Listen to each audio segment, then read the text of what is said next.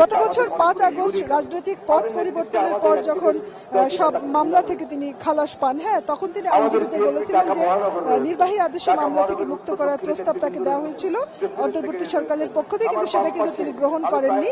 তিনি আইনি প্রক্রিয়ার মাধ্যমে মামলা মুক্ত হয়েছেন এবং শেষ পর্যন্ত নিরাপরাধ ব্যক্তি হিসেবে তিনি দেশে ফিরছেন এবং এই দেশে ফেরার পেছনে রয়েছে দীর্ঘ আইনি লড়াই এবং রাজনৈতিক সংগ্রাম। যেটা হয়েছে, এই যে দৃষ্টান্ত, একজন নেতা তিনি চাইলেই কিন্তু নির্বাহী আদেশে সবগুলো মামলা তুলে ফেলার সুযোগ তার ছিল, কিন্তু তিনি সেটা করেননি। তিনি দীর্ঘ সময় নিয়ে সবগুলো মামলা আইনি প্রক্রিয়া প্রায় মুখোমুখি হয়ে বা এটা এক ধরনের আইনি প্রক্রিয়ার মাধ্যমে তিনি গেছেন এবং অনেকগুলো দৃষ্টান্ত কিন্তু তিনি স্থাপন করেছেন। এখানে আসলে আজকে এই যে তারেক রহমানকে দেখবেন যে 2008 সালের 3 সেপ্টেম্বর যিনি জামিন পেয়েছিলেন, যিনি লন্ডন চলে গেছেন এবং আজকে যিনি আসছেন, এনজয় শীতের দিন, healthy happy skin, just Vaseline.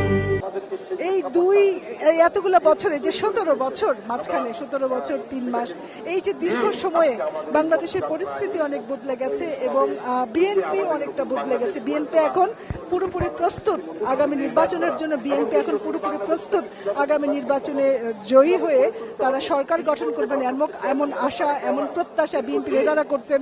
জনগণের মধ্যেও কিন্তু তারা তারেক রহমানকে মনে করছেন আগামীর ভবিষ্যৎ, বাংলাদেশের ভবিষ্যৎ, বাংলাদেশের রাজনৈতিক স্থিতিশীলতা তারেক রহমানের হাত ধরে আসবে। গণতন্ত্র তারেক রহমানের পথে, তারেক রহমানের হাত নেতৃত্বে এগিয়ে যাবে, গণতন্ত্রের আরো উত্তরণ ঘটবে।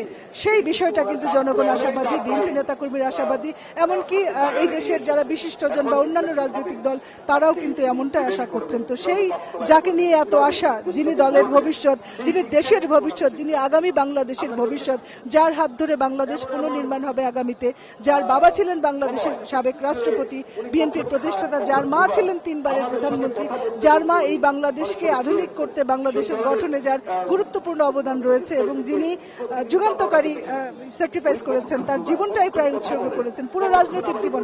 খালেদা জিয়ার কিন্তু বাংলাদেশের মানুষের কল্যাণে তিনি কাজ করেছেন। তিনি এখন এভার কেয়ার হাসপাতালে অসুস্থ, খুবই জীবন মৃত্যুর সন্ধিক্ষণে, এবং খালেদা জিয়ার এই অসুস্থতা নিয়ে আমরা অনেকবার কথা বলেছি, অনেক উদ্বেগ, দেশবাসীও তার জন্য প্রার্থনা করছেন।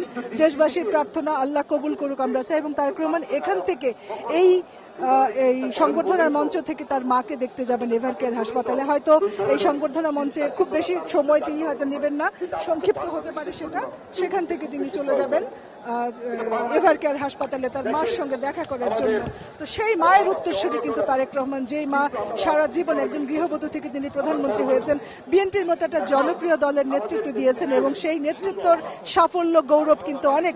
বেগম খালেদা জিয়াকে দেশের মানুষ ভালোবাসে, আপামর জনতা ভালোবাসে, দেশের অধিকাংশ রাজনৈতিক দল যারা আছে বা সবাই। খালেদা জিয়া একজন অবিস্মরণীয় নেত্রী, তার উত্তরসূরি কিন্তু তারেক রহমান, এবং তিনিও সেরকম মায়ের মতো, তার বাবার মতো তুমুল জনপ্রিয়, এবং তিনিও তার বাবা এবং মায়ের মতো বাংলাদেশকে নেতৃত্ব দেবেন। তার মায়ের হাত ধরে যেমন 3 বারের প্রধানমন্ত্রীত্বের সময় যেমন বাংলাদেশ একটা চূড়ান্ত একটা অনেক উন্নতি হয়েছে, অনেক অবদান তার বাংলাদেশের জন্য। খালেদা জিয়ার পুরো রাজনৈতিক জীবন বাংলাদেশের জন্য উৎসর্গীকৃত। এটা একটা ত্যাগের জীবন, স্যাক্রিফাইসের জীবন। তার সন্তান, একমাত্র জীবিত সন্তান তারেক রহমান, কারণ এর 2015 সালে আরাফাত রহমান কোকো, বেগম খালেদা জিয়ার ছোট ছেলে, তিনি মারা গেছেন।